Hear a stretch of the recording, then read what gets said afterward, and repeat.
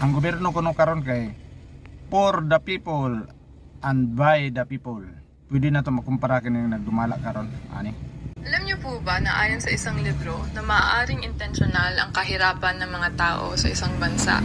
Ang tawag dito ay predatory governance, galing sa konsepto ng selectory theory sa librong The Logic of Political Survival. Ayon sa libro na ito na ang mga tao na nasa gobyerno ay usually binibigyan ng pansin ang kanilang political survival over sa kapakanan ng maraming tao.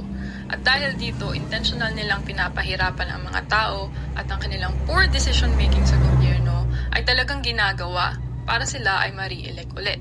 For example, hindi tayo binibigyan ng mataas ng kalidad na edukasyon para hindi tayo magtanong. Sa pang-example ay ang inequality sa social services, kung saan hindi nila nakukuha ang sapat na resources sa gobyerno, kaya dahil dito ay sila ay nakadepende na lang sa ayuda na binibigay through patronage. Higit pa, ayon sa mga authors ng sumulat ng Why Nations Fail, kapag mas mahirap ang mga tao, mas predatory ang isang gobyerno. At isa sa mga pinaka-predatory sa isang state ay yung mga taga-political dynasties.